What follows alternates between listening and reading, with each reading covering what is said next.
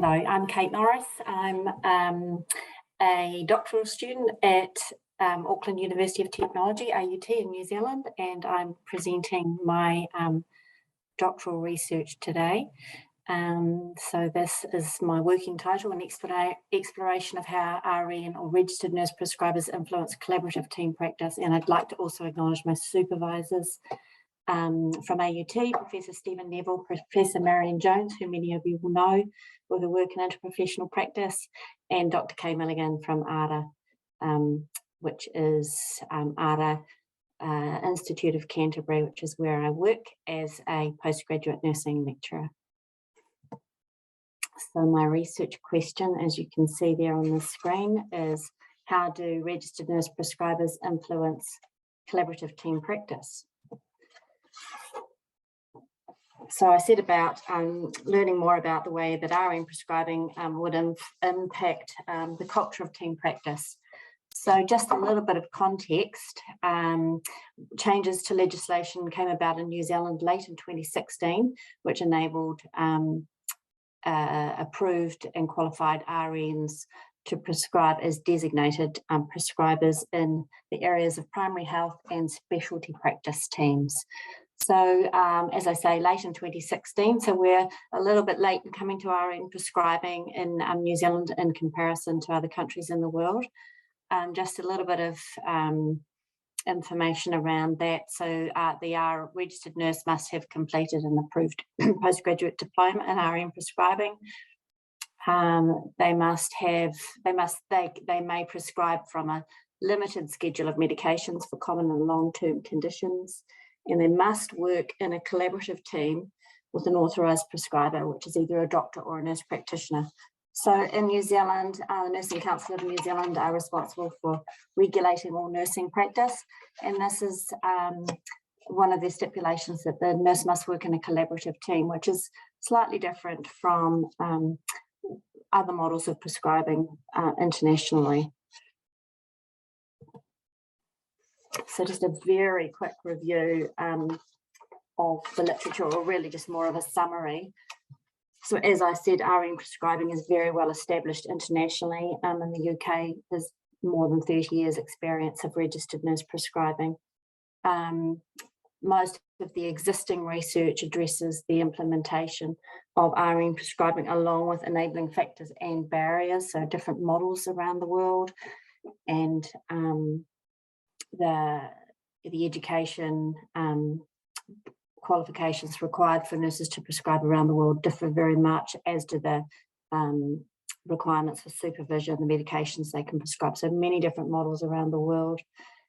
Studies both in New Zealand and overseas have noted supportive relationships between the registered nurse prescriber and the team are enabling when they are present, and barriers when they're not.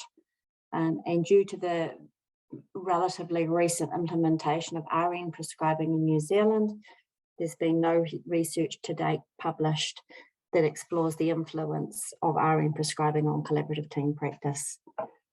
Okay, so I did mean to tell you right at the beginning what I was actually going to do today, and that was really talk about the methodology, the methods, and really focusing on the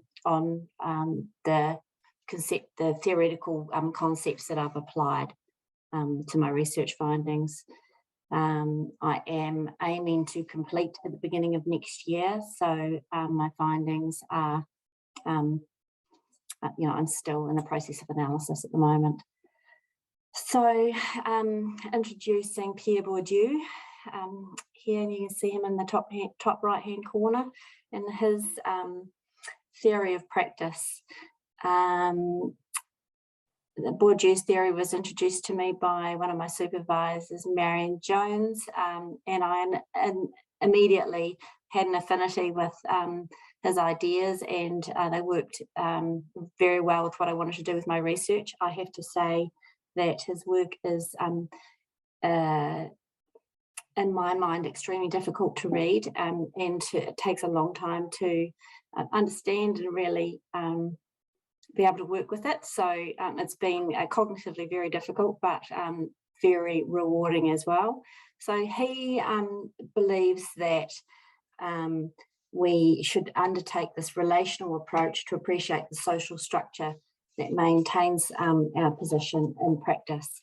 So he suggests that action or practice is the outcome of a relationship between these key concepts: habitus, capital, field, and practice. He came to these concepts in response to his opposition to the dualism between subjectivism and objectivism. So he believes that social reality really exists both in minds and in things, and that power stands at the heart of all of social life. And so, as you can probably hear coming through there, there's tenets of critical inquiry in this approach. So just very briefly, Bourdieu's key concepts, and you'll see how I've applied them shortly. So the key thing here is this is a relational approach. So there's an total interdependence between the social conditions or the field. So this the field is the competitive social setting that's occupied by the habitus, or the in this case the participants. So in my case, on my research, the field is the healthcare team, and the habitus is the embodied subjective dispositions. So it's the Bourdieu would suggest that it's the internalization of the social material conditions in existence. So we've acquired our habitus through socialization from when we were children, through our educational preparation as professionals, and in our work life. And so the habitus includes the way we act, feel, speak, the clothes we wear, the work we do, our sense of humour, everything about us. Capital, you can see there in the middle, is both informed by habitus and produced in the field, and they are the resources that really evoke power and inform social position. You can probably see already it's not the most straightforward of theories to get your head around. Although I shouldn't say that, because I've got right beside me a beautiful article by Jill Thistlethwaite, who you just introduced, and she's done a stunning job of it, just to make me a little bit more nervous. So the methods that I have used, this is a qualitative study, purposive sampling. 3 clinical teams were recruited, so they are the fields, 2 are in general practice in the community, 1's in a specialty practice team. Data collection was through semi-structured interviews with 5 members from each team, so an RN prescriber in each team, non-prescribing registered nurse. In one team there was a nurse practitioner. In the specialty practice team, the doctors were consultants, medical consultants. In general practice they were GPs and pharmacists as well, both community and hospital. And also observation of team meetings. Only 2 of those occurred in one of the 3 teams, because the other 2 teams didn't actually have team meetings for me to observe. Data analysis, I used Brown and Clark's reflexive thematic analysis to inform my sort of a practical approach, with Bourdieu's theoretical framework as the theoretical lens. So as I said, provisional findings that I just wanted to share today. So going back to Bourdieu's conceptual thinking tools, as he called them. So this is the habitus, or the subjective structures of individuals. These are obviously present in individuals, but also in professional groups. So Bourdieu would suggest that's class or group habitus.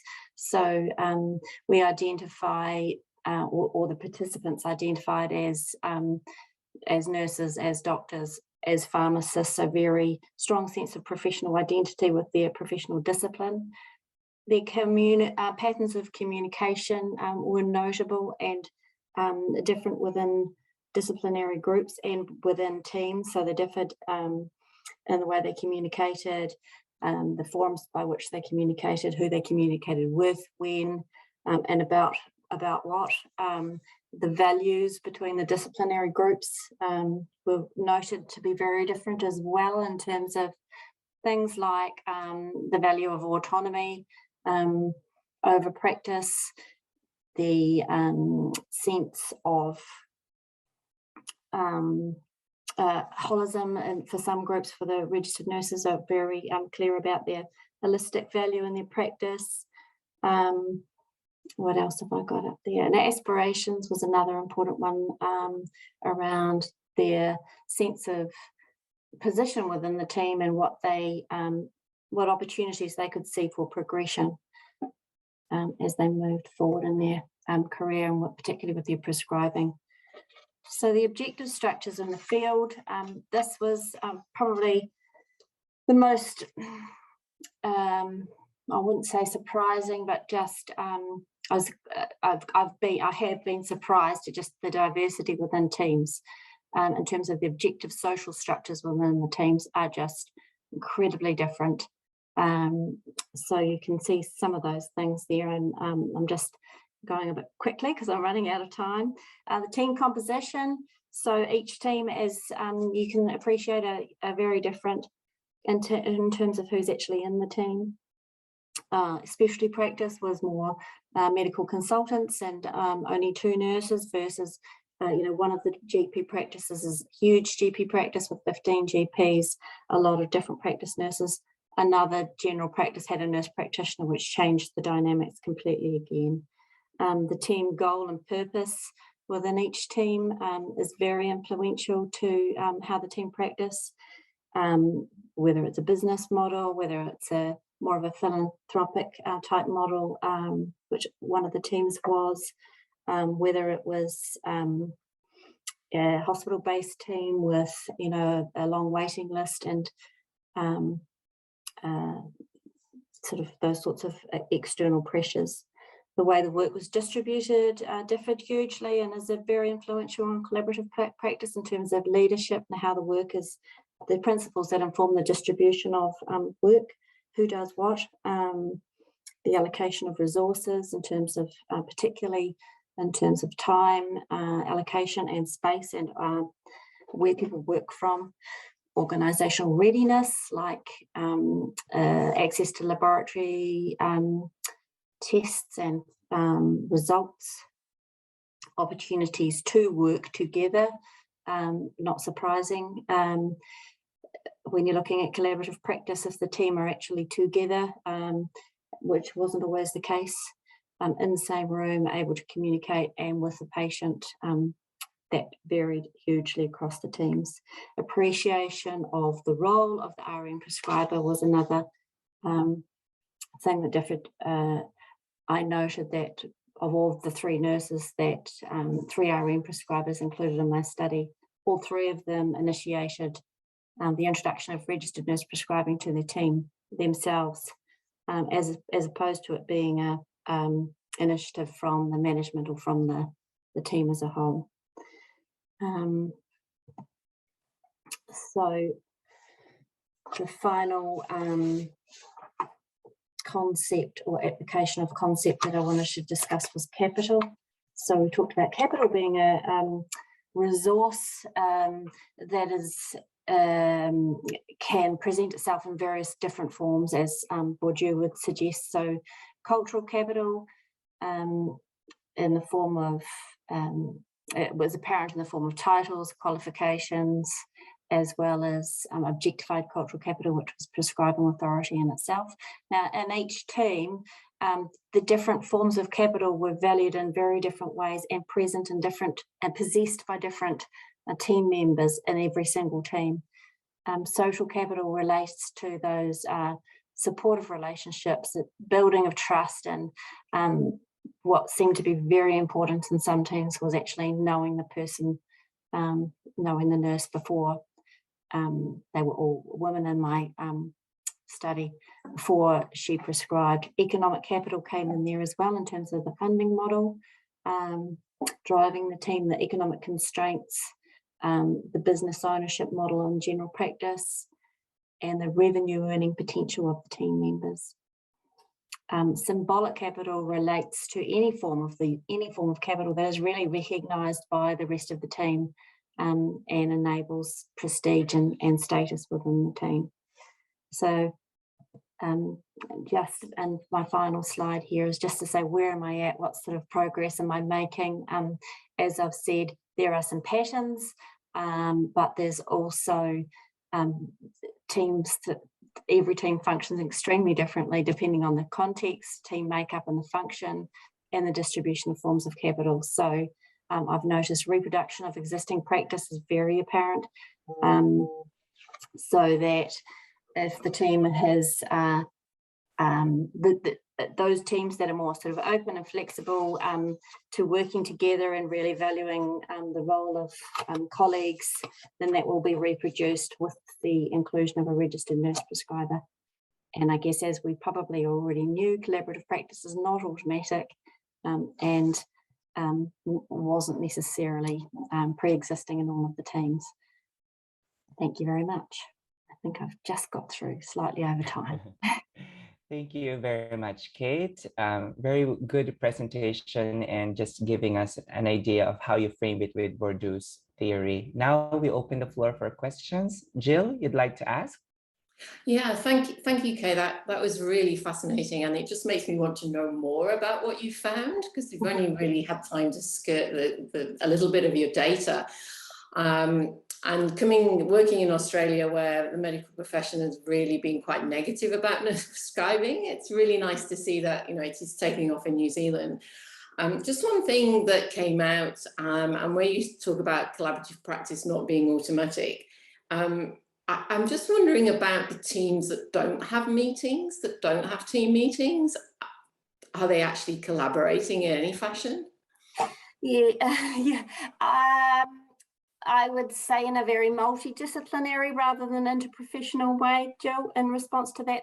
When I say they're not meetings, I think they have some sort of, practice. This is the new staff and that sort of, those sorts of meetings. But what I was really interested in is team meetings where they're reflecting on cases, clinical cases, and sharing perspectives.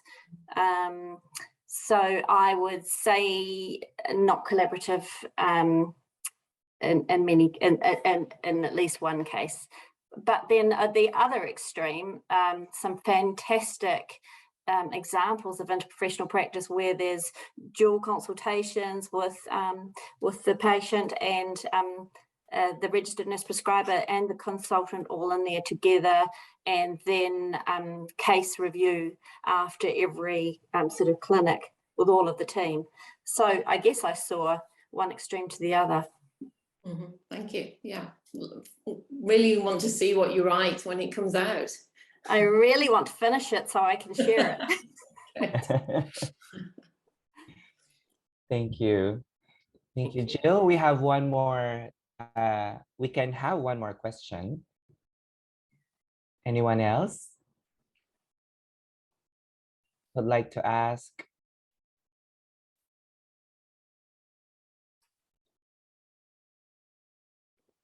Yes, Monica. Thank you. I very much enjoyed hearing about your study, Kate, and hearing more about theory of practice. I think you mentioned, maybe not in any great detail, but in passing, about gendered influences. And I just wonder if you could expand a little bit more on that, because I suspect maybe it's an area we don't explicitly address enough. That's right. And I haven't really addressed it specifically in this study, although I have to say the cultural sort of classification of the work the team do is very, very important, and that is very gendered, as we all know. So the work of nurses, who were all women in my study. Interestingly, all of the doctors in my study, it's only a very small study, were men as well. So I do anticipate looking at that a little bit further. Yeah. Okay, thank you very much, Kate. For more questions, you can just type that in the chat box and Kate will be happy to answer them. Thank you, Kate. Now it's time for our next speaker, Naomi Sugimoto from Japan. So Naomi, please share your slide and you can introduce yourself as you go.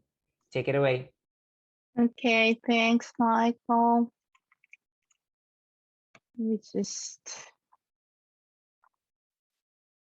Am I sharing a right screen? Is everybody able to see my slides yet? No? Okay, I think it got interrupted. Let me just try again. Try again, yeah. All right. Okay, that must be it. Okay. Great. All right. I'm a speech teacher, so I come prepared. See my little stopwatch. Okay, it's got 15 minutes, right? Okay, here we go. Good morning, everybody. And I'm Naomi Sugimoto from Keio University in Japan. And the title of my presentation today is Effectiveness of a 30-minute continuing interprofessional education training session for physicians and nurses appraised by subjective and objective measurements. I have two collaborators, and Dr. Sakai from Chiba University is unable to come today. It's Labor Day holiday in Japan, but she has to teach, so she's unfortunately unavailable. My second collaborator, Dr. Onyushi, is here with us, and he's a statistician and a night owl on our team. So it's a major accomplishment for him to be here with us at 8 a.m. On Japan time. And so if you have any questions about the stats, he's the right guy to ask. Okay. So then we'll just start by explaining where this study comes from. We've been involved in this interprofessional education training for 6-7 years. My collaborators have way longer experience in the field. I'm not a healthcare professional. I have a degree in communication. So as a team, we've been involved for 6 to 7 years. And over the time, we realized that the simulation enhanced training is often too time consuming for busy healthcare professionals. We firmly believe in it, in the value of it, but sometimes they're just too busy to be bothered by simulation enhanced training. So we thought maybe we can just develop a 30-minute long single themed CIPE training session for doctors and nurses and see how it goes, right? And so we started the literature review and found two things. Training methods and contents used in many previous studies are not quite well grounded in theory practice, not all of them. I mean, many of them are, but not all of them. By theory, we mean learning theory. So we decided to use the Merrill's principles of instruction for our study. By practice, we mean they're not really grounded in the clinical practice of the participants in the training session. So all the scenarios used in the session are collected through an interview study we conducted in the past on real-life episodes of doctor-nurse conflicts. We have noticed that many researchers oftentimes don't even mention where they got their scenarios for role plays, or sometimes they just kind of slap it together. It's like based on their own clinical experience, but they may not match, the ones by experienced by participants in training. So that's why we decided to. The second thing we noticed in the literature review is the existing literature heavily relies on self-report on interprofessional skills and attitudes. And we don't mean to deny self-report. It's important. It's an integral part of the feeling of being capable of working collaboratively with other health professions. But self-report is self-report. And so we felt like we needed to add one more objective assessment in addition to a self-report survey to measure effectiveness of the session. We're not really saying the self-report is not good because it's subjective. Subjectivity is fine. It's just that the aspect of self-report is saying that you can do something, but you may not be able to do it. It's a part that concerned us. Okay. So doctors and nurses, 16 each, from 2 different hospitals in Japan received role-play-based training on the theme that the other professions seemingly counterproductive work behavior reflects their own unique way of serving the patient's best interest. For instance, we had a scenario like this from the interview study. So doctors feel rushed by nurses, while nurses feel that they are made to wait by doctors, especially when they're waiting for the doctor's prescriptions. And the reality is the nurses want to make sure that they can provide seamless care to their patients. So they get antsy toward the end of the day shift if the doctor hasn't written up a prescription.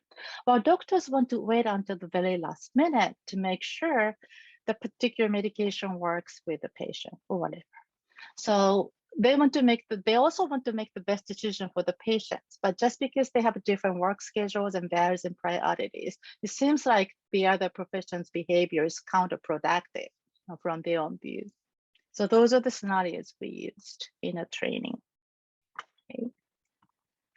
Then the participants completed 2 types of measures. I'll get to them in detail later, but one is Chiba Interprofessional Competency Scale, KICS 29. The other one is Interprofessional Implicit Association Test, IPIAT.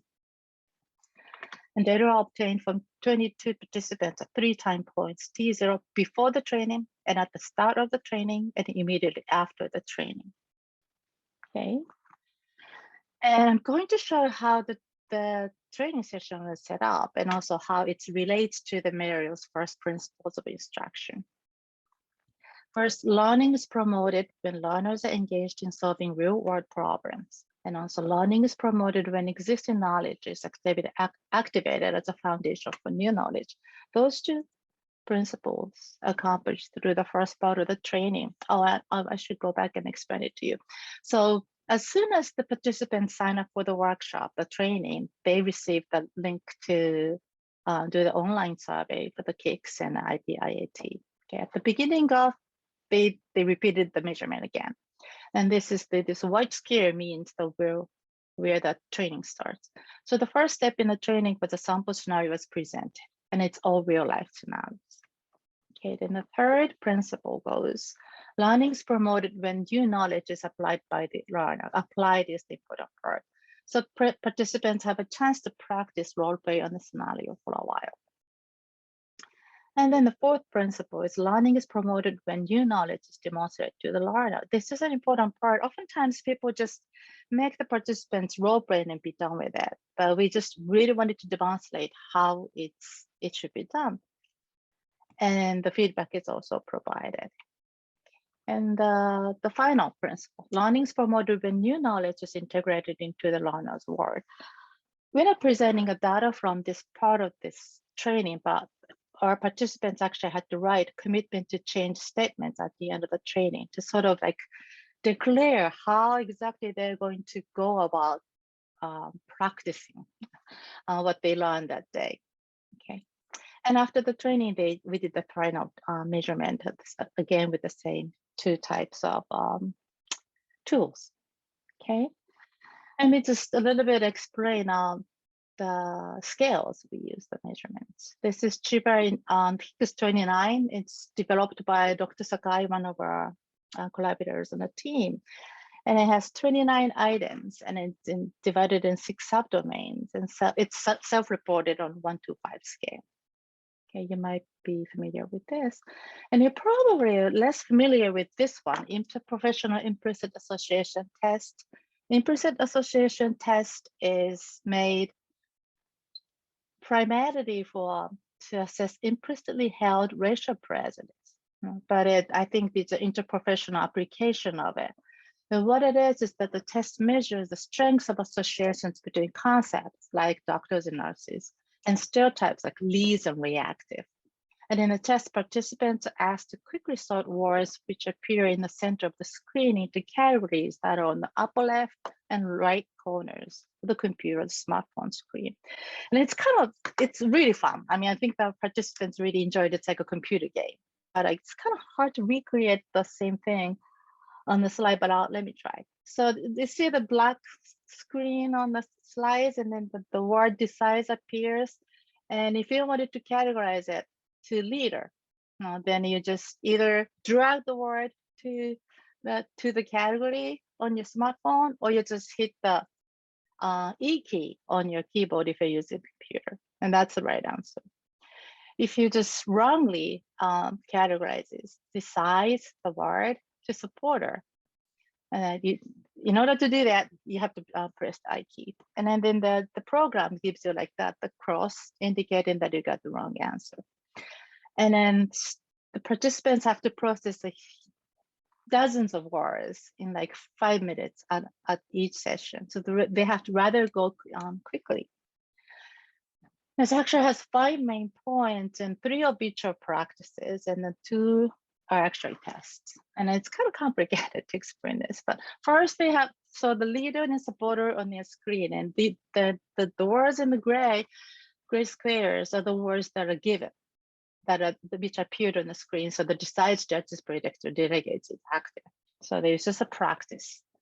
And then the second phase, they do the same thing with the doctor and nurse, but it's still factual. You just like sorting the different types of doctors into doctor category, different types of nurses to the nursing category. And this is the part 3 is the first part where they get tested. So now they see 2 categories, but it's, if you have a preconceptions about the doctors being leaders and nurses as supporters, and that's one of the obstacles in the scenarios that they had to go over to get to the best practice for the patient part. So it's more like a stereotypical combination, and it's rather easier. The stronger your preconceptions, you should be able to go fast on, and you probably make not many mistakes. So then you just sort in them, yeah. And then there's another one. It's a practice, and it's a supporter.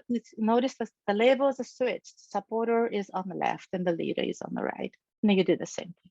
And then finally, on the 5th phase, you do the double category, but you have to make a move, the counter stereotypical categorization. And then we're just measuring time. Here, the scores are measured in terms of time spent on counter stereotype task, labeling doctors as supporters, and the frequency of giving stereotypical answers, which is supposed to be a mistake in a study, labeling nurses as supporters when instructed to do otherwise. The underlying assumption is that, so if you're going along with your own stereotypes, you should be able to go faster and make less mistakes. And if you are less influenced by the stereotypes in part 5, you shouldn't make many mistakes, and you'll be able to go faster. And so we decided, we administered this this test 3 times to see how the rate and then the number of mistakes will change over time. So let me just give you the findings. IPIAT scores measured in terms of time spent on counter stereotype tasks and the frequency of giving stereotypical answers significantly decreased from T0 to T2. And I'm just showing the graphs on both time spent and then frequency of giving, like making mistakes, so to speak. But findings about the KX29 scores in 2 of the 6 skill subdomains that are most relevant to the session theme, team management skills and providing care that respects patients, significantly improved from T1 to T2 and from T1 to T2. Okay, and these are the 6 categories, and I'm just kind of like highlighting the 2 subdomains that turn out to be significantly increasing. Finally, conclusion. When well-grounded in theory and practice, CIPE training as short as 30 minutes could produce significant learning outcomes in doctors and nurses. Scores from both self-report KICS and objective IPIAT measures indicate that sessions as brief as 30 minutes could positively affect learners' perceptions of potentially conflicting CIPE situations. It showed us CIPE sessions are more practical alternatives to time-consuming programs. Thus, in the future, sessions on additional themes should be developed to determine the effectiveness of series of brief single-theme sessions when compared to traditional longer formats. Okay, thank you. Thank you, Naomi, for that interesting presentation. Now we open the floor for some questions. Anyone? I'll start off while people are thinking. Thank you, Naomi. That was really interesting, and seems to be a lot to do in the 30-minute session. So could you just explain a little bit about what the participants are doing in terms of that conflict scenario? Are the nurses saying I'm rushed, and what exactly are they asked to do? In many scenarios, the nurses are waiting for the doctor's decision, whether it's prescription or the change in care or whatever. And then from the nurse's perspective, the doctors are like dragging their feet. They're involved in other things or whatever. But the doctors are constantly thinking about the patient, but they have their own reasons to not to just write up prescriptions or whatever. And then we just first present the first half of the conversation where they have a conflict, right? And then within the lecture, in the beginning of the training, we show that the reasons, each profession's reasons for not being able to comply with each other's requests. So it's like showing the answer to the role play, and then we show that the corrected role play, where the conversation how the conversation should go, and then on the same scenario, that the participants are given a chance to practice role play within themselves, not in public, so that they can just kind of try and just get their feet wet, right? And then eventually they would just work on this similar scenario, but the slightly different setting, and then present it in public. I mean, with others in the audience, and then they get the feedback from the facilitators on how they did it. Yeah. Okay. So it seems very complex for 30 minutes. So I think it's really good if you're managing to actually change, as you've shown by your evaluation, that in that really short time that there is some change. Are you planning to do a longer term evaluation with the same tools? So straight after you probably expect some change, but are you going to see if it's actually kept on after a longer time? It was actually a part of the study. We already collected data at the 6 month and then the 12 months time points, and we're still analyzing data from there. Okay. Thank you, Jill, and thank you, Naomi, for responding. Anyone else? We have 2 more minutes. Okay, Reeva, great. Good morning, Ms. Naomi. It's more of a comment rather than a question, because I'm trying to see the difference between what you have been doing in Japan.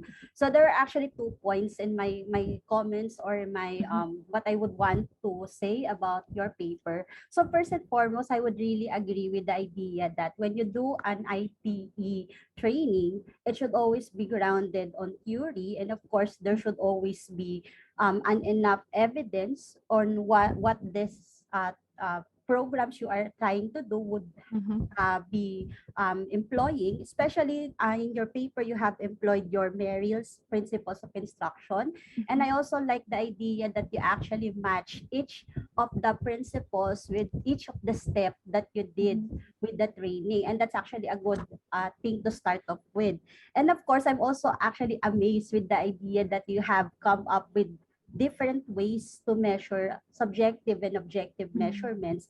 So with that, I just wanted to connect it to how we normally experience that kind of problem, I think, in the Philippines, because really one issue that would somehow become a barrier why there would be some professionals that may be hesitant to undergo IPE training, because I would agree that it would be time consuming, and it's also a fresh idea to hear that within 30 minutes you were able to facilitate such training to at least doctors and nurses, and it would give you good results.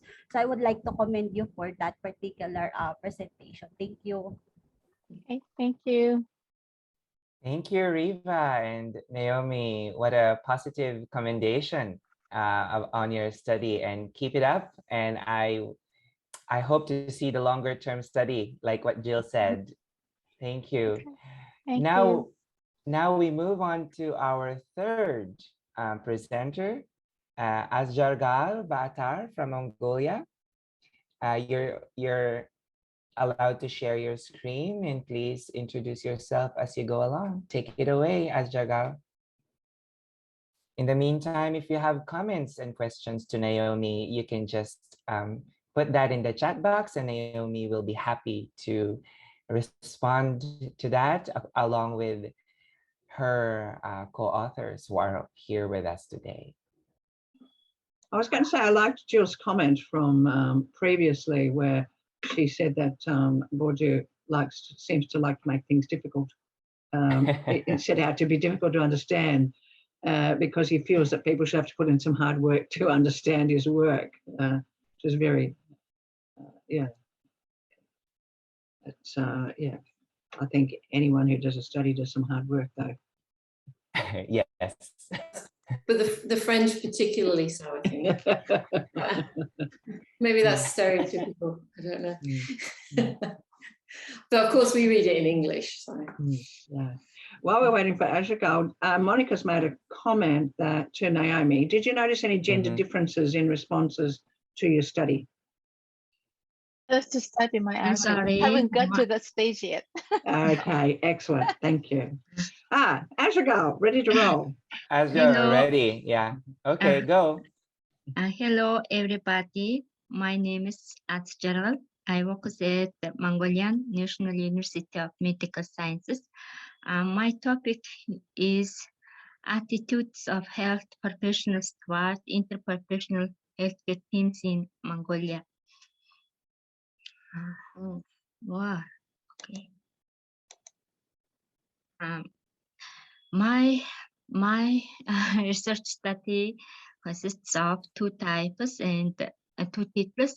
First, current of situation IPE in Mongolia.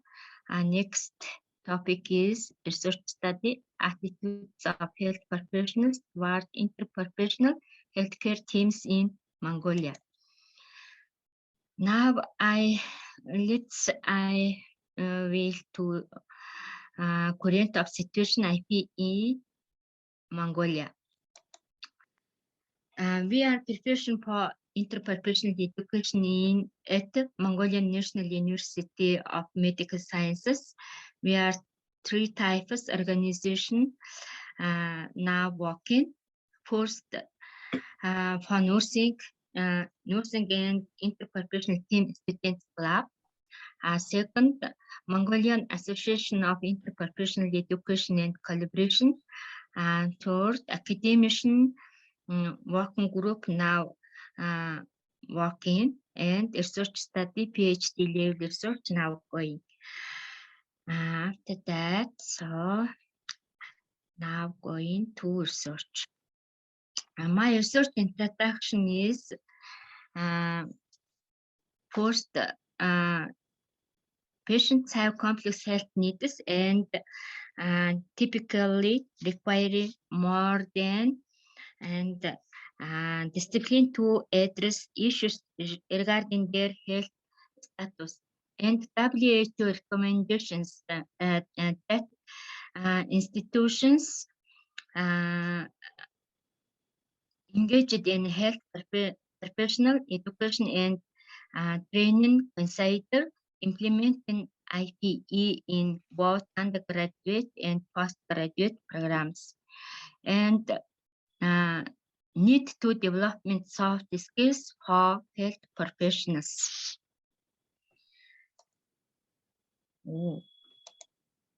My objective is the purpose of this study was to investigate the attitudes of health professionals at hospitals toward interprofessional education. My method is study design. The present cross-sectional study was designed as a descriptive investigation. The survey instrument continued 4 skills to evaluate the attitudes of health professionals toward interprofessional education and teamwork, adapted from the methods of Curran et al. Each scale asked respondents to rate their attitudes toward statements on a 5-point Likert scale. As the initial factor extractions were performed by means of principal components analysis. And to define the structure of the model more clearly, an exploratory factor analysis using Marimaca's rotation was conducted. And the level of significance was p-value more than 0.001 for all tests. And my study population, and the study population consists of faculty members from the hospitals, a number of Mongolian healthcare professionals. They are graduates of Mongolian National Universities of Medical Sciences, 611 health professionals. In the hospitals of centers and the districts were included in this study, namely 217 medical doctors, 360 nurses, 16 midwives, 21 pharmacologists, and 41 administration specialists. And statistical analyzed data combined from faculty members and health professionals, students at Mongolian National University of Medical Sciences were analyzed using the SPSS program 23OG. The scale was subjected to exploratory factor analysis to examine the underlying constructs of this array. And to clearly define the structure in exploratory factor analysis using Marimaca's rotation was conducted. The level of significance was set at 5% for all tests. This study was approved by the Ethics Committee of Mongolian National University of Medical Sciences. So results. Table 1 is demographics of respondents and health professionals and graduates of Mongolian National University of Medical Sciences. Health professionals are physicians and medical doctors, nurses, midwifery, and pharmacy. Administrations are director hospitals, human research manager, director of pharmacy, director of nursing, director of physician, and the head nurse and other health professionals are all total 611 health professionals are participate. And table 2 is the comparison of oral mini scores, faculty members, health professionals, and students. All number participants number was 1,145 participants. Attitudes toward health care team and interprofessional education and interprofessional learning in academic setting and barriers are to faculty members, health professionals, students. This is as shown in table 2, the overall modified ATH CTS mini score of faculty members, health care professionals, and students was significantly positive. The modified mean scores of attitudes toward interprofessional education was also significantly positive for faculty members, healthcare professionals, and students. So our mean scores for modified attitudes toward interprofessional learning in an academic setting was significantly positive of faculty members than healthcare professionals and students. Finally, overall modified barriers to interprofessional education in the academic setting mean scores on behalf of faculty members, health professionals, and students was significantly positive. And now, table 3. Table name is very much rotation with 3 factors for this simply. The case Meir Austin index was 0902,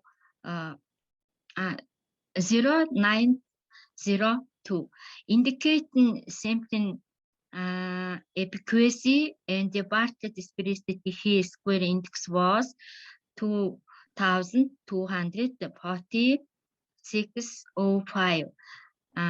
Accordingly, the null hypothesis that the correlation matrix was an identity and matrix thus the data was unsuitably for factor analysis was convincingly rejected. Cronbach's alpha of the 14 item modified ATHCTS was 0.765, revealing a high rate of internal consistency. The modified ATHCTS questionnaire was categorized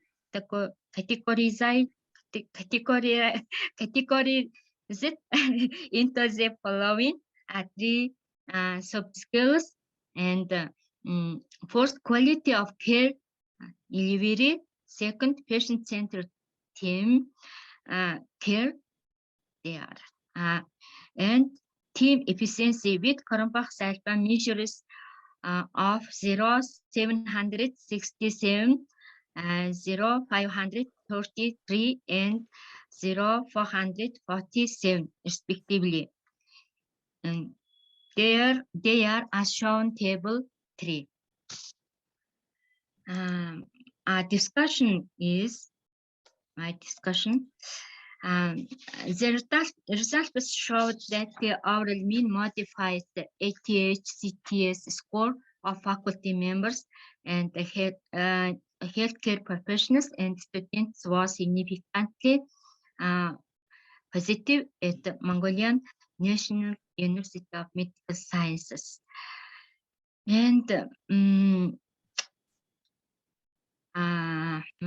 this is Cronbach alpha of the 14 item modified ATHCTS was 0.765, revealing a high rate of internal consistency.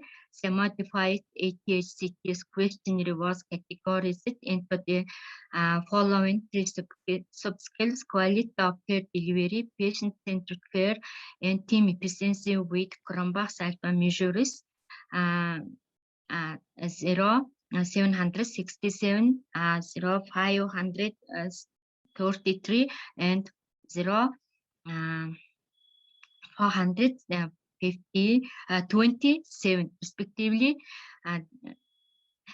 Lee, Giletti, Makino, Matsui, and Watanabe reported the findings from this survey suggested that faculty members, healthcare professionals, and students have positive attitudes toward interprofessional education.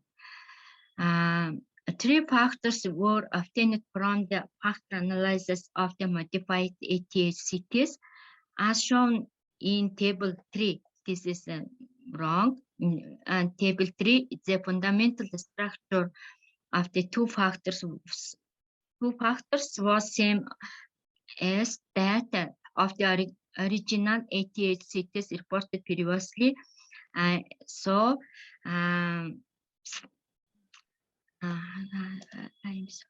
The factor solutions obtained in this study correspond well to a previous study by Takatoshi et al.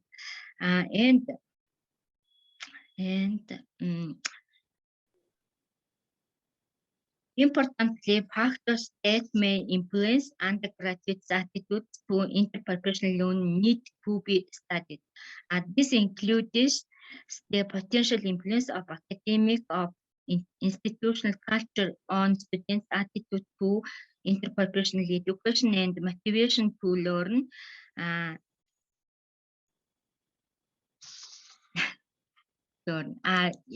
Now, in conclusion, the findings suggest that the positive attitude of health professionals towards interprofessional education and indicates the need for interprofessional education training. Further development of a program to implement the interprofessional education training thoughts is needed. Thank you for your attention. Thank you very much, Azjargal.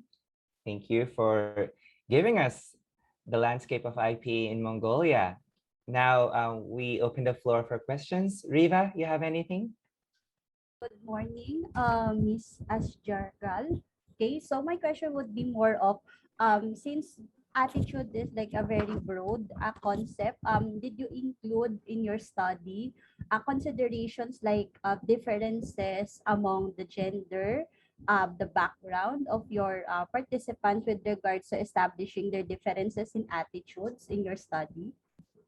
Thank you for your questionnaire and comment.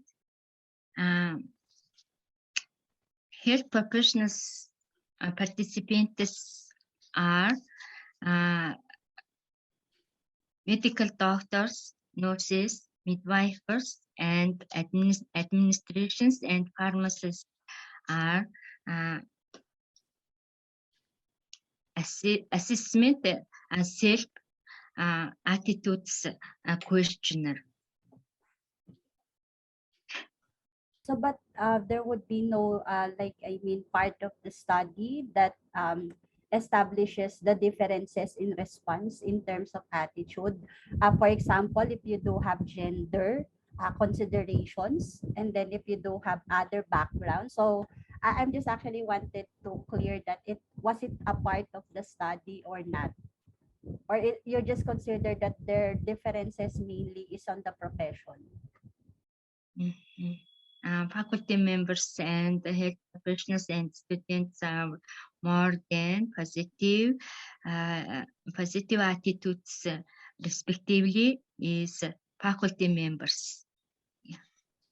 Thank you very much. Yeah. Okay, thank you. In the interest of time, there's one more question from Monica, but maybe Monica can just ask that in the group chat, and so Azjargal can just respond in chat. Thank you very much, Reeva and Azjargal, for that. Now we move on to our next speaker, Kathryn Esquadra. Are you ready? You can share your slide from now. Kath, take it away. Okay, so good morning, everyone. Can everyone hear me? Clear.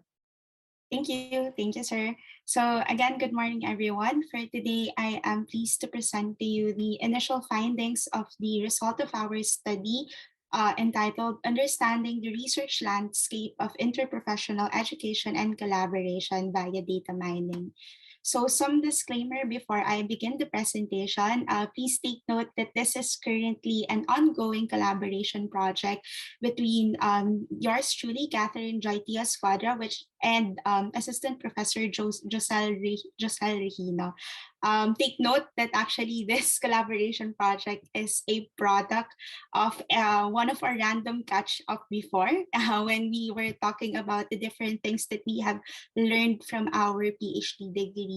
So currently I am taking up PhD in Educational Big Data in Iowa Women's University, while my partner for this project, Ms. Regino, is currently taking up her doctorate degree in health professional education and National Teacher Training Center for Health Professions for health professions in UP Manila. So again, this is currently an ongoing project. So later on, if you have any comments or suggestions for us to improve our analysis, please feel free to let us know. We also declare no conflict of interest for this presentation. So did you know that the word interprofessional was actually first used in the year of 1837, according to Merriam-Webster? I was actually very surprised to know this because I thought that the term interprofessional was something that was coined in the 19th century. Okay? Upon searching for more literature, we have actually realized, according to Green and Farnsworth, that the roots of interprofessional education and collaboration has actually became energized in the late 1980s through the reports, guidelines of the different organizations, primarily coming from countries like the United Kingdom and the United States.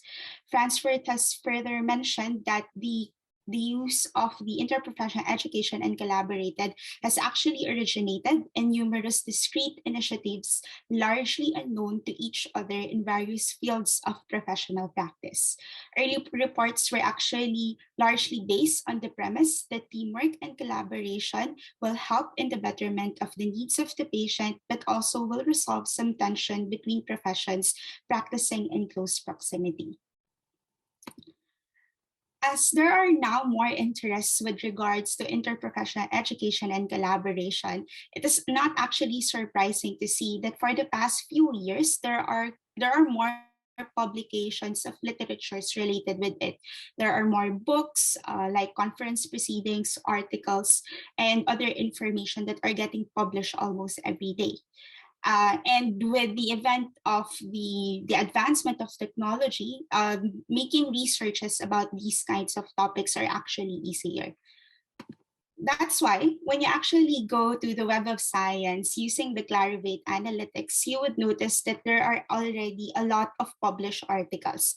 Particularly, there are also some secondary articles that made use of primary articles in answering the research question.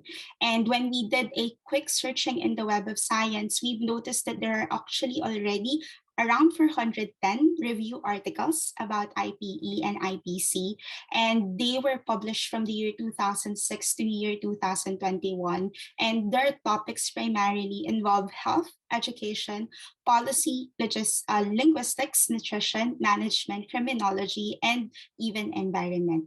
There were also published in several languages. Obviously, the most would be coming from the English language, then the Japanese, German, French, Portuguese, and Spanish.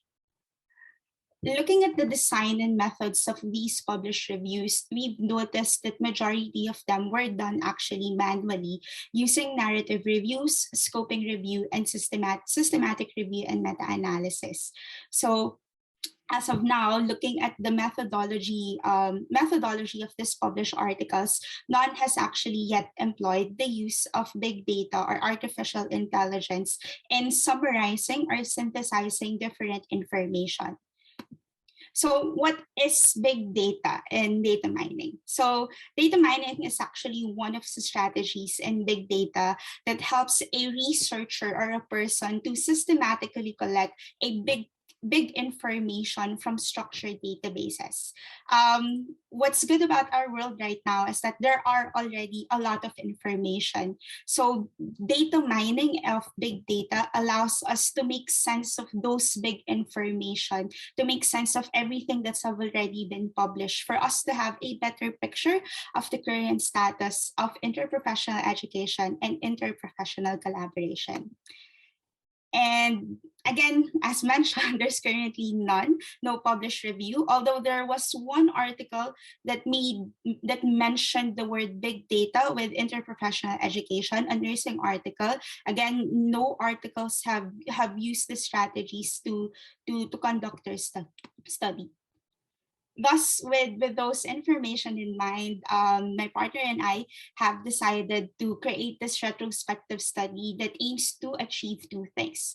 First is to identify what are the prevalent IPE, interprofessional education, and interprofessional collaboration research topics, and as well to analyze temporal trends of topics using data mining of big data. So the methodology of our study is actually divided into 5 parts. They are quite overwhelming, but I will try my best to explain them as simple and as clearly as possible. But again, keep in mind that it has several steps. So it has different steps, and we utilize the software ARA Studio for each of the steps of this data gathering and data analysis process. So the first thing that we did actually was, of course, to collect the data that we need. So for this study, we made utilize of the abstracts of the different articles related with interprofessional education and collaboration coming from Scopus and Web of Science. Take note, these two databases were selected as they provide the greatest number of articles and of different articles and literature related with the field of interest. So we were able to retrieve the articles in Scopus using the API key, while we retrieved the articles abstracts from the Web of Science using manual retrieval. So again, the first thing that we did is we search in Scopus and Web of Science, and we download all of the abstract related articles. Upon compiling everything in one database, in one spreadsheet, we tried to identify what were the duplicate results from the two databases. And initially, we actually found approximately 6,000 articles, but we were able to trim it down to 3,659 articles for this analysis after the removal of the duplicates. So after getting all of the articles in one database, we now proceed to the most tedious process, which is what we call the pre-processing. So in the pre-processing, what we actually did here are a series of steps which are actually flashed in the screen. So basically, what we did here is that we, using the ARA Studio software, we separated all of the words in the abstract. We tried to identify which part of speech do they belong to. We filtered them. We checked for their spelling, and we tried to do stemming and lemmatization for them to return to their base dictionary form. So at the end of this pre-processing stage, we had a new spreadsheet containing all of the words that were found in all of those articles. So if you would imagine, actually the result of this pre-processing stage actually was very huge compared with the first one, with the data collection. So after we have compiled all of the words in one spreadsheet, we proceeded with the analysis of word frequency and occurrence. So to do this, we did data visualization using word cloud and network analysis. After that, we proceeded with the identification of the topics. We tried to group those words and identified what were the topics that were prominent for the different publications. And for the topic modeling for this study, we made use of the LDA process by Karami in 2020, and we selected the number of topics based on the following premises, based on the log likelihood premise, the perplexity, the elbow method, and the interpretability method. So just to show you, this is the result of the log-lik and the perplexity analysis of all of the words that we included in the analysis. And this was our basis for selecting the model that includes 15 topics for the trend analysis. So here are some of the sample topics that we have identified. So like in qualitative analysis, the software has actually grouped together the different occurring words from different articles. And us researchers have tried to identify what would be the most appropriate name for the topic to be able to capture the themes or the concepts included in it. After that, we tried to do the trend analysis, which actually include the determination of number of publications for the different years. So we tried to identify whether there were some significant trends and what were the significant trends for the past few years in terms of IPE and IPC research topic. Okay. So we now proceed with the results. So again, we analyzed 3,000 plus articles, and in those 3,000 plus articles, we actually analyzed 375,502 words. And these are the top 30 words that we have identified. If we're going to compare it with the top 100 words that were found in the study, as you would notice, the terms related with interprofessional education are much more compared with the concepts and terms related with the interprofessional collaboration.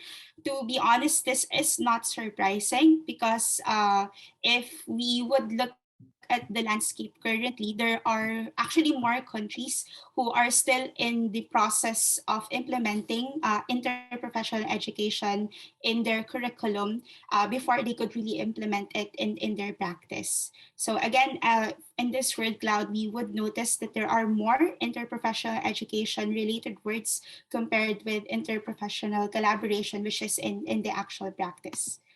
In the co-occurrence analysis, wherein we tried to identify what were the words that are frequently occurring together in a sentence, we actually have found a lot of networks, but the most interesting are the top 10, of course. And as you could know, as similar in relation with what was presented a while ago, it is really the topics or words related with interprofessional education that are more prevalent in terms of the co-occurrence analysis compared with the IPC concepts. Now let's proceed quickly with the topic model. So again, as mentioned, out of all of those articles and all of those words, we were able to group together those words into topics, and the system has told us that the best number of topics for the modeling would actually be 15. And with that, we were able to name 15 topics for this data mining strategy, and these are the 15 topics. So unfortunately, I won't have time enough to discuss them one by one, but again, I would just like to highlight using this graph that actually based on those topics, you would notice that again, there are more researches published related with interprofessional education compared with interprofessional collaboration or in the actual practice. It is very much interesting to see that there are the most frequently occurring topic among all of the documents or articles are regarding the contextual factors for readiness, especially if the country or the organization is actually trying to still implement or doing some startups with regards to the interprofessional professional concepts in their institution. Aside from that, it's also another interesting thing to see that patient-centeredness is one of the top most frequently occurring topic among all of the researches included in the study. So for the last part, I will just be quickly discussing the trend analysis. So I know this is a lot of number, but what this slide would just tell us is that there is significant trend or significant increase of topics or significant increase of researches for the past few years. And this is actually visualized by this plot. As you could see, again, there were some topics that were already been published earlier than the year 2000, but majority of the articles related with the different topics are actually published after 2010.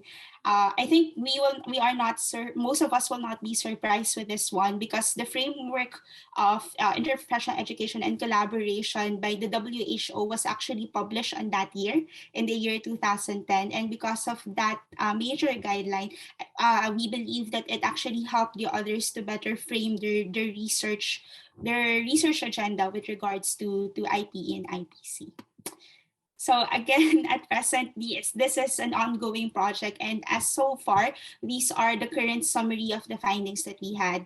Again, there has been, we found that there are increasing number of research topics throughout the years, and primarily more of the topics are related with IPE rather than IPC, and they are also more related with assessment and development of programs rather than with although there were some effectiveness studies, but still there are more studies related with assessment and development programs.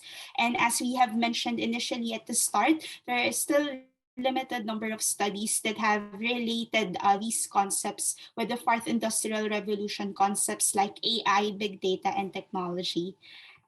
So, and with that, our future plans for this study, as you can see, since there's a skew of more IPE topics than IPC, we are hoping to, in the future, to separate the analysis of them so that we'll get a more clear picture about the concepts and related research topic for those two different fields. And we also suggest for the others, maybe you could do some analysis per profession so that you could see how the topic of IPE and IPC has actually evolved in your own profession. And maybe we could consider other factors and aside from year for the analysis, like for example, country. And another one, maybe in the far future, we could consider also doing, aside from data mining, to do what we call the text mining, wherein we do not just include data coming from structured database, but we also include data coming from unstructured databases, like for example, social media, like Twitter, like Facebook, for a richer and a bigger source of data about IPE and IPC. Again, I know this is quite overwhelming, but thank you very much for this opportunity. Thank you very much for listening. And again, we're very happy to know your comments and suggestions for the study. Thank you. Thank you, Kath. Great presentation. If you can send me a copy of your PowerPoint, I'd love to have a copy because we're also doing something like that in health professions education. Monica, you have a question? Oh, well, firstly, I have to say, Kathryn, what an ambitious study and amazing results. And yes, I completely take my hat off to you for taking on such a big piece of work. And obviously, you've got great plans ahead. And I think that analysis of the social media would also be fascinating. Textual mining that you speak of. I suppose my remarks are not so much more remarks than questions. And one of the things I was interested to see in where you talked about the 10 top topics that emerged, that the only named profession was nursing. Yes. And so I just wondered if you've got any reflections on what is happening in nursing professions that we're seeing this higher level of research output. Thank you for that one. Actually, aside from nursing, another profession, but actually it's just in the smaller one, smaller text, is actually pharmacy. Okay, so pharmacists and nursing are the two most emerging professions that we have seen so far in this data mining. And personally, we believe this was the result because comparing with the other healthcare professional, actually nurses and pharmacists actually work with a lot more professionals. They work with doctors, they work with therapists, they work with psychologists. So they actually deal with more professionals compared with the others. That's why maybe they were the professions that were most frequently occurring for this study. Thank you for that one. We could include that in the discussion. Sure. And I suppose the other comment that I would have was that, I thought those 15 topics that you talked about towards the end of mining, I thought it was really heartening to see that both contextual factors for readiness and theoretical underpinnings were so close to the top. And I think that's, you know, that's very reassuring, I think, for all of us, that the discipline of interprofessionalism is evolving in a contextualized and theory-informed space. Thank you for that one. Yes, we agree that we're actually also very happy to see it at the top, because it means that the people who are practicing IPE and IPC are actually considering those theories in their implementation. So thank you for that one. Thank you. Thank you. Thank you. We have for one more question. Yeah, hi. Jill, go. Yeah, this is I'd be very interested in seeing what the spread of journals were in your, you know, where these papers are being published, because we are, even though we are interprofessional, we tend to read our own profession's journals first, because we don't have time to read everything, and so we'll often miss some of these, some of the things that you've picked up because they're in a nursing journal or a pharmacy journal. So unless we're actually doing a review, we don't go and find them. So I think that's one of the interesting parts of how siloed the interprofessional research papers may be. And seeing the spread, and I think that also relates to, I'm presuming most of, you know, they're English language journals, and we don't see what's going on in journals with other languages. So I don't know if you've got any comments about, you know, the breadth of the spread. Yes, I agree with you, Jill. Actually, with regards to that one, my partner, Miss Giselle Regino, is actually planning to do a bibliometric and scientometric study to also determine what is the spread of these articles with regards to country, publication, and with regards to, as you have mentioned, with regards to the different journals. Because to be honest, we were very much interested because there were a lot of different fields that were very surprising to us when we look at the results of Web of Science. I think we saw some papers that were published in physics journal, some in criminology, some in environment. So it's very interesting to see the different fields that are trying to use right now the interprofessional education. So I think my partner would be doing that paper, I think, together with Dr. Mike C, if I'm not mistaken. So when you mentioned those kind of journals, was that because you were also looking at interdisciplinary as well as interprofessional? Because that, I mean, that, you know, that is maybe a slightly different nuance to its definition. I agree with you. Actually, we were surprised because the keywords that we use in Web of Science is only interprofessional. But surprisingly, there were other fields. But maybe we have to read more about that, about those articles coming from those journals for us to really see if they would fall under the concept of interprofessional. Thank you for that one. Thank you. Just a comment. I agree with the language use. Since you're doing a big data mining, I think it's good to include non-English languages, because in the Interprofessional Global meeting last week, we discussed that the French literature, that the, you know, we don't want to stereotype or anything, but it's like the French people, they just tend to read the literature in French. So if it's not in French, they are not. So something like that, like there are different language concerns that we need to also overcome. And we're excited to see that in your study as well. Thank you, Kath. Interesting. So like I said, please share with me your PowerPoint. I'm interested to know more about that. Lorraine, should we carry on? Yes, indeed. We have Rod Charlie, who, if you'd like to continue with give us your presentation, Rod sure. Charlie. But Kath, there's a question from Dr. Onishi. Maybe you can answer from the chat. Thank you. Rod Charlie, please share your slides. Take it away. Hi, everyone. So thank you so much for this opportunity to share our research. So I'm Rod Charlie de las Reyes. So I'm an occupational therapist by profession, but I'm a strong advocate of interprofessional collaboration. So I'm very happy to be presenting to you our research entitled Enabling Occupational Justice in a Community-Based Drug Rehabilitation Program through Interprofessional Collaboration. This research is made possible through the collaboration, of course, of my team, including Dr. Michael C., Maria Patricia Nicole Ruraldo, and Camille Ann Guevara. This research intersects the different fields of occupational science, occupational therapy, addiction studies, and of course, interprofessional collaboration. For today's presentation, I'm going to give you some background of the key concepts we utilize for this research, and of course, share with you the methodology that we use to achieve the goals of this research, the findings and the implication of this across different fields, and with focus on interprofessional collaboration.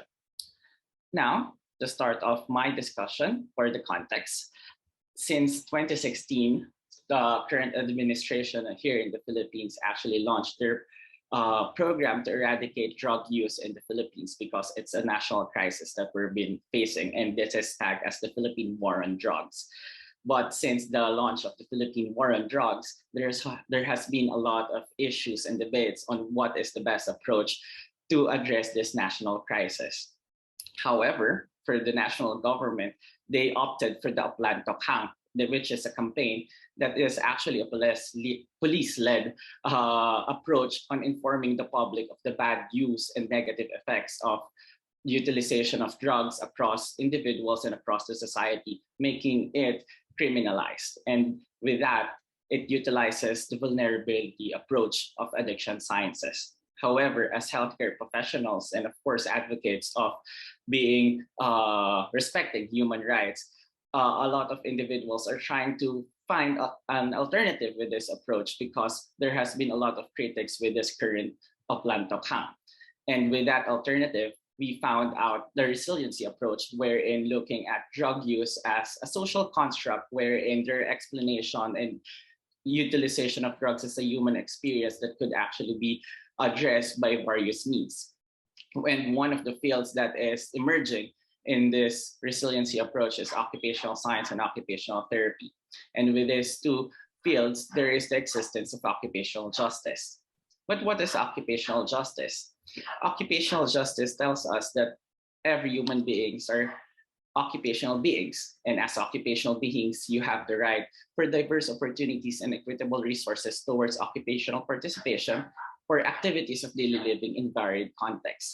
However, this occupational justice concept is a very powerful topic or very powerful concept that a lot of occupational therapists and social justice workers are having a difficulty on translating this concept into practice. Hence, there are different frameworks that are utilizing this concept to bridge this into practice, one of which is the Participatory Occupational Justice Framework by Townsend and Ridgeford. And as you can see on the screen, the Participatory Occupational Justice Framework, you can see at least 6 enabling processes such as raise consciousness of occupational justice, engage collaboratively with partners, and so on. These are non-linear enabling processes wherein you can start wherever the context actually needs to be starting. And for this research, we focus on engage collaboratively with partners. Why do we start with engaging collaboratively with partners in this research? Because we firmly believe that in community-based drug rehabilitation programs, it necessitates the needs of different various stakeholders across the community, the government, and academics to actually work hand in hand to address the social, occupational, and justice issues that actually contributes to the national drug crisis here in the Philippines. Hence, our study is focused to describe the processes of localized community-based drug rehabilitation programs in selected Filipino community-based drug rehabilitation settings, and to propose a very concrete practice process to improve the development and implementation of the local community-based drug rehabilitation based on focus group discussions.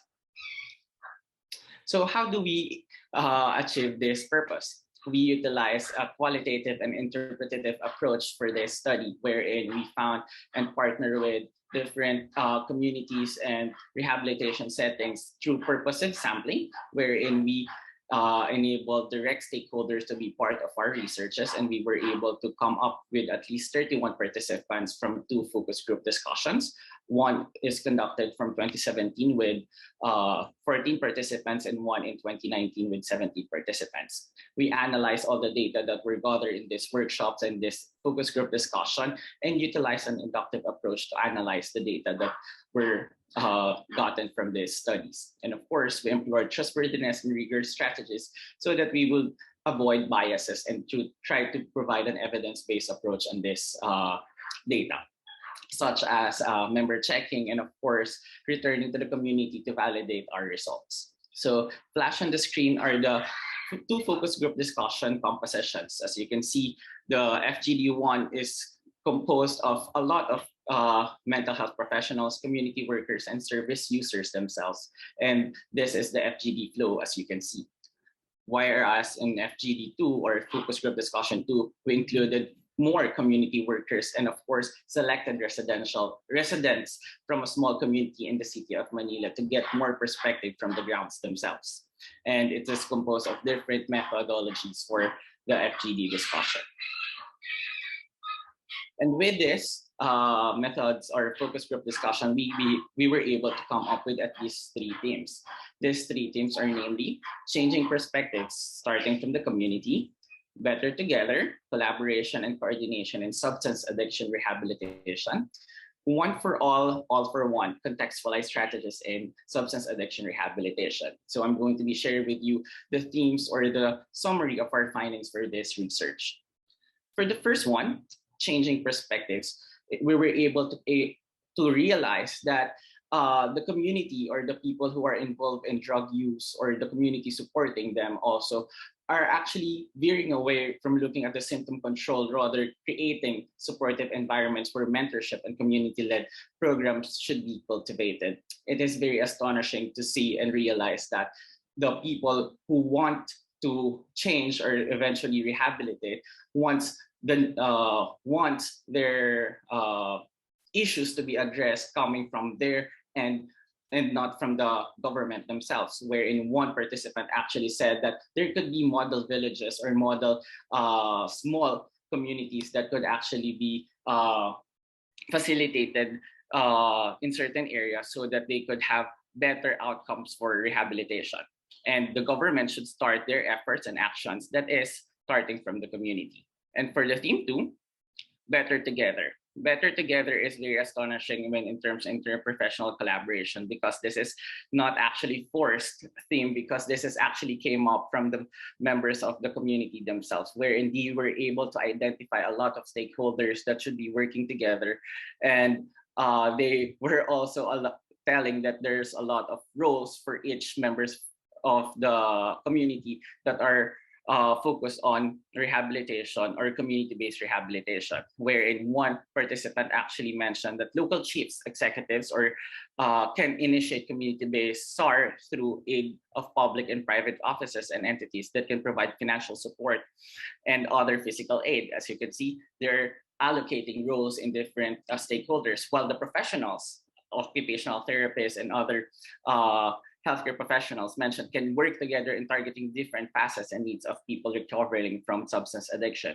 As you can see with Better Together theme, it just tells us that there are a diverse group of people who can actually contribute with various roles in this rehabilitation process. Wherein we have the theme 3, where it is entitled One for All or All for One. So generally, to contextualize this one, okay, is usually attributed to one Filipino citizen. And this is basically meaning one as in O-N-E, one for all and one for one. It just tells us that all members of the group should support each other as individuals, and eventually the group that they were able to create should support each individuals also.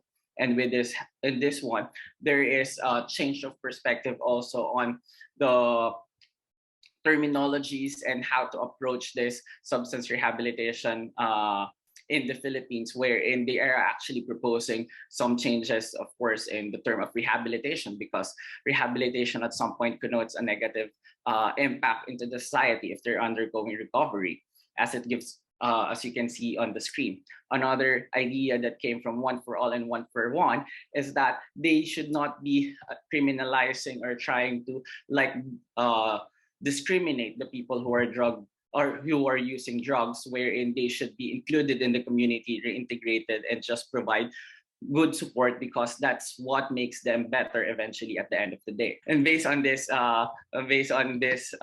themes, eventually we're able to come up with the different discussion points that actually focuses on interprofessional collaboration. Whereas when you're going to create a substance addiction rehabilitation program, it should be coming from the community, because micro transformations are better and evidence-informed, that are better because it could actually create evidence-informed policies and programs that are very relevant and cultural and contextualized within the community, that makes them more engaged and makes them more capable of creating changes within themselves. And of course, there's the importance of mentorship and modeling in various stakeholders, as you can see in theme 2. Also, there is the presence of sectoral government collaboration along with community engagement, which is not very evident with the current setup here in the Philippines because of the vulnerability approach or paradigm that they're utilizing, wherein viewing drug use as a very powerful chemical that actually creates negative impact to the individual and eventually to the society. Whereas if you're going to look at it in a societal construct, we would be able to understand more and define that drug use is actually something that we can address through addressing different issues in the society. Other points that we were able to come up is a very contextualized study here in the Philippines, because here in the Philippines, we have what is so-called barangay system, or for some countries, it's small villages or small townships, wherein this is a starting point for local governance and leadership, which include planning, budgeting, executive community level engagement, and sustainability. And with this barangay system, it just tells us that the community really wanted to have communities that are starting from barangay or from the community to address the issues with drug utilization and drug abuses. And eventually, with the Asian custom or as Asian tradition of bayanihan, which is coming also from the word barangay system. Bayanihan is supporting each other and trying to collaborate with different individuals most of the time to address the goal or to come up with a goal, which is eradication or at some point recovery of people who are using drugs. And of course, the paradigm shift can be enacted through intentional collaborative practices and culturally appropriate approaches. As you can see, it's very evident that the things that we were able to capture during the focus group discussion, which is coming from 2017 and 2019 data, it just tells us that the people really wanted to work on hand in hand and intentional to have a collaborative practice with different stakeholders to create a change in substance addiction rehabilitation here in the Philippines. And with that, the study actually contributed to the understanding and having a more critical lens on how are we going to view substance addiction here in the Philippines, and not just focusing on it in a vulnerability paradigm, rather shifting it to a resiliency paradigm and enacting social modeling and mentorship, because this is something that really came up from our participants. And thus, they are telling us that there should be the promotion of interagency and interprofessional collaborative practices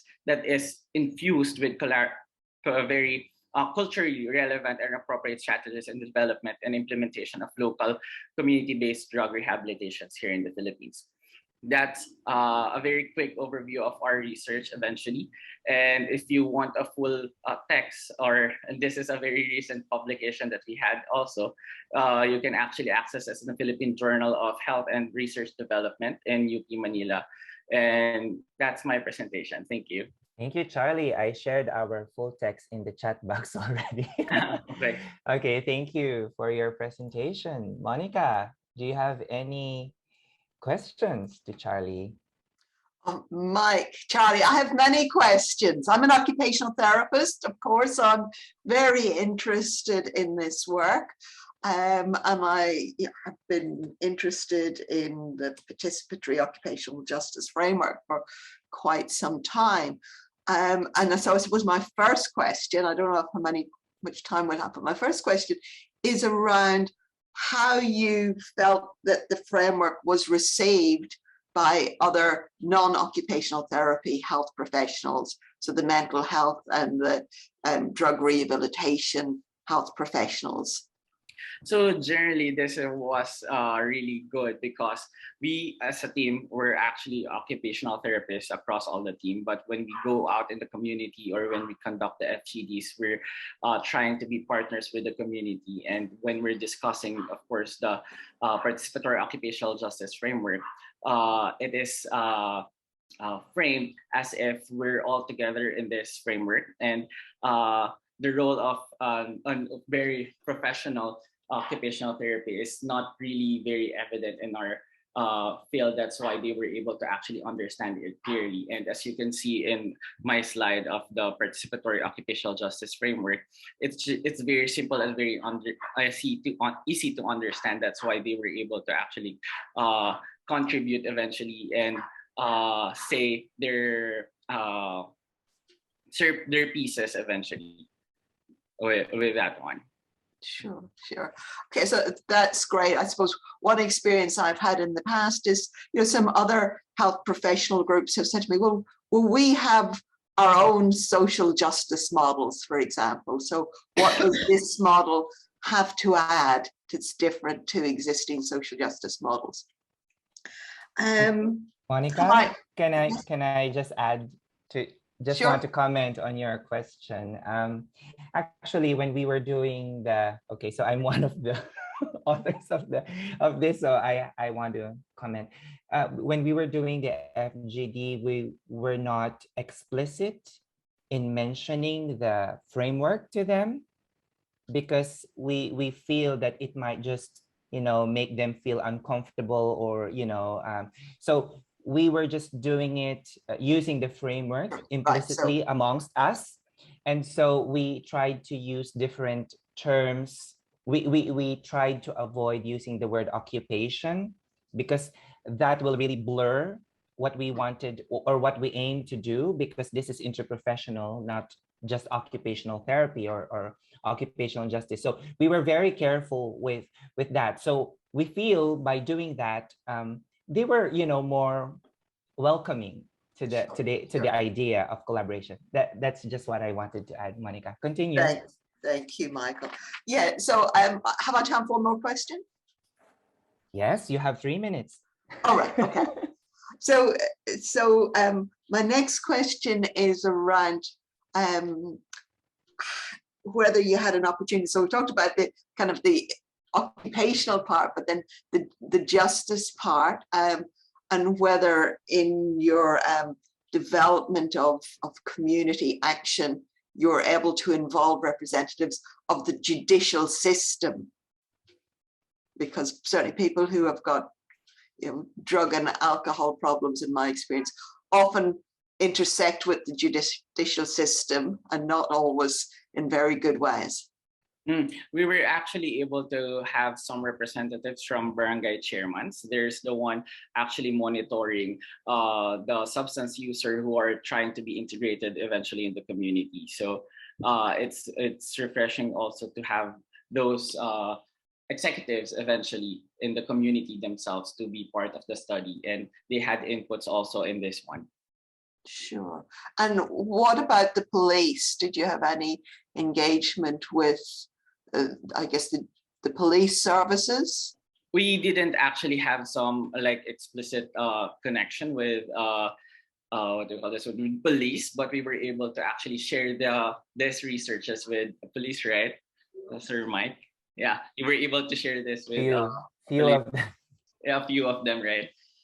But eventually, during the study, we just have barangay executives eventually, but the police themselves more on sharing of the insights that we have gathered to enable another process eventually. Sure. Thank you. Yeah. So there may be some other questions. Monica. Yeah, okay. Just thank you, Monica. I just wanted to add that in this community that we're working with, at least for this small study, apparently the chief of the village is a nurse.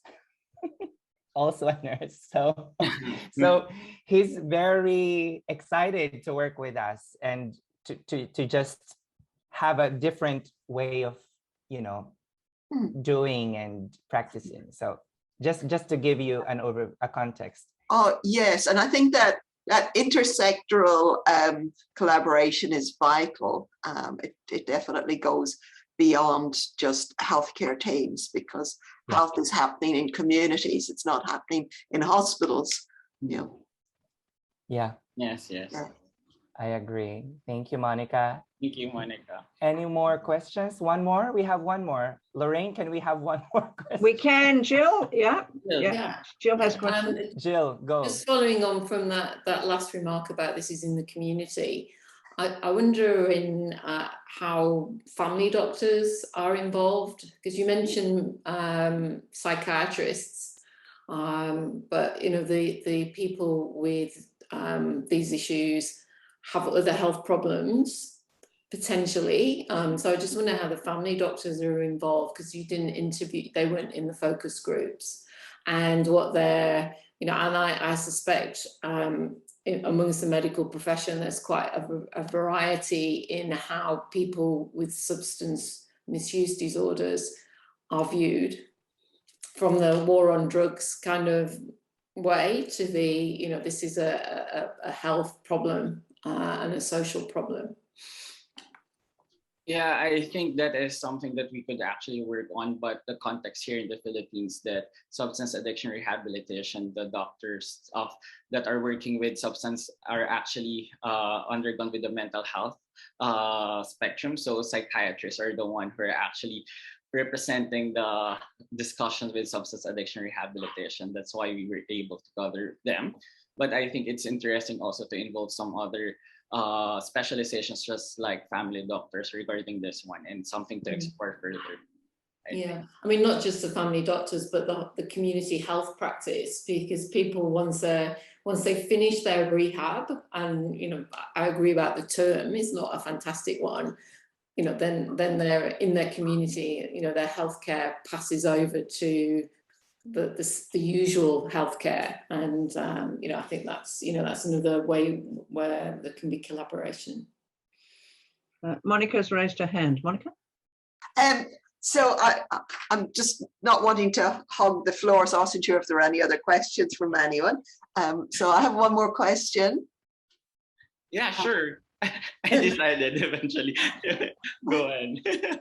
Charlie, so the other thing I was interested in, because this is, it's a great study, it brings in so much together, is how you navigated and moderated the focus groups where you had service users and residents of the villages in the same meetings with service providers, including occupational therapists and psychiatrists and mental health nurses and so on, and how you manage some of those perhaps power and perceived status differentials.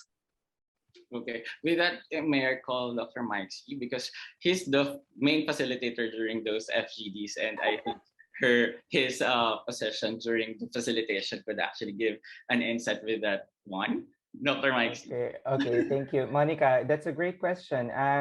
Indeed, there was a power differential during the discussions.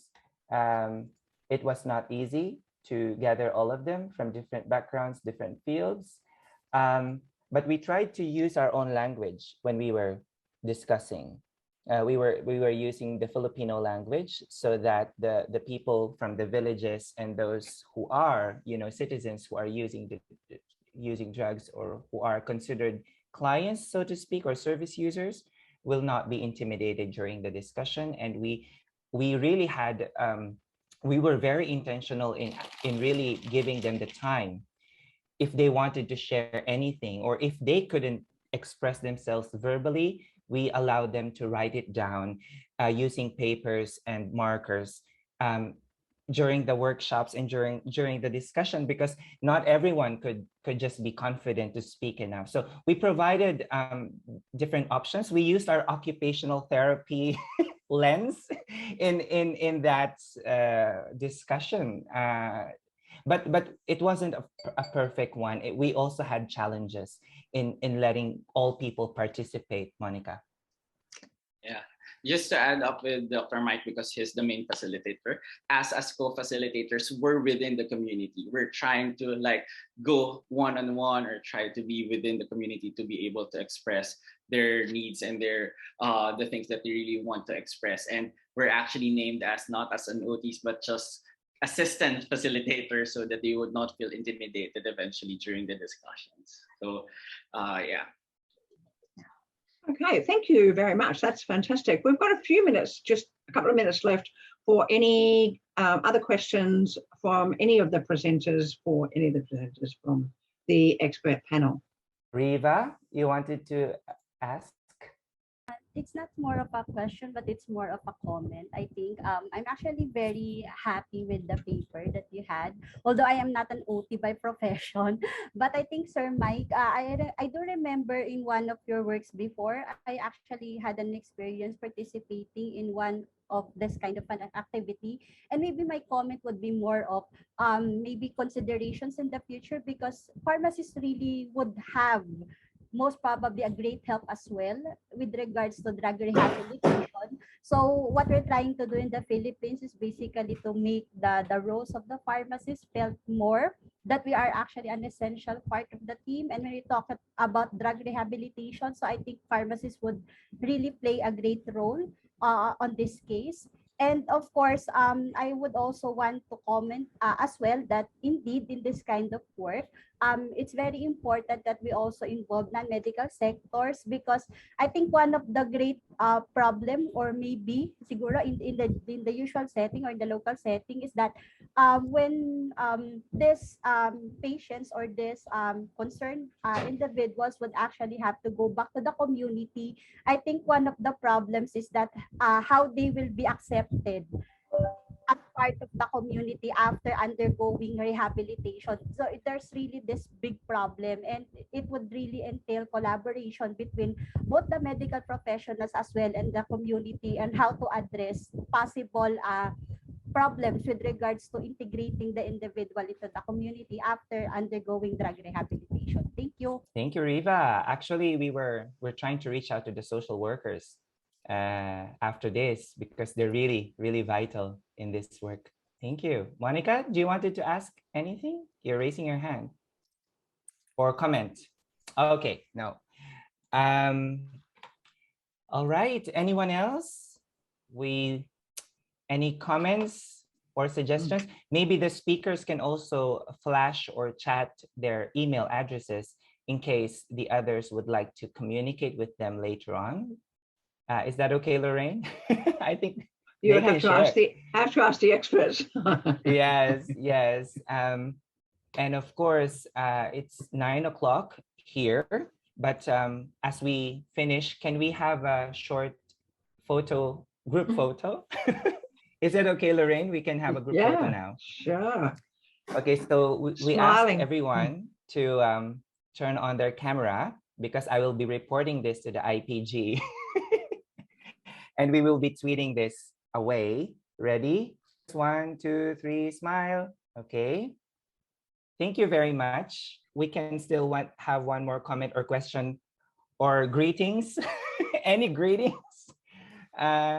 before we formally end? I'd just like to comment that I thought the Three Musketeers motto of all for one and one for all, all for one, was a clever play on words, and it's a great goal in actual fact. So yeah. Well, thank you, Lorraine. Yeah. It's yeah, an interesting study. But all the studies this morning have been, all the presentations this morning have been fascinating. And as Jill put in the chat, it just shows the depth and breadth of the work that's being done in this space.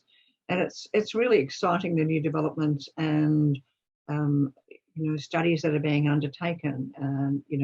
With the goal of the patient at the center of that, and increasing collaboration and patient outcomes. So yeah, that's been very exciting. So I'd like to thank all the presenters this morning for your work. It's been fantastic.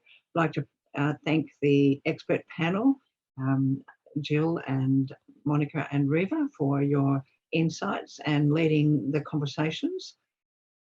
So on behalf of Kathryn, Michael and I, I'd like to say thank you to everyone. If anyone's got any other comments, I'm more than happy to go with that. So yeah, wonderful opportunity to meet you in space. Thank you. And in case you wanted to keep in touch with the people who are here today, you can just email me and Lorraine. And of course, you can partner and communicate with the Interprofessional.Global, because we're now revitalized after our meeting last week. So we can just keep in touch and hope to see you in our next ATBH. We still have session 7 and session 8 with the Arab-speaking countries. So if you'd like to join, it's also free, but a different time. So I don't know what time zone you are in, but please support them. Thank you to all our speakers and experts. Lorraine, thank you very much. It was really nice working with you and Kathryn and everyone. So, great. Yes. Have a great day, everyone. Thank you. Thank you so much. Bye. Bye, everybody.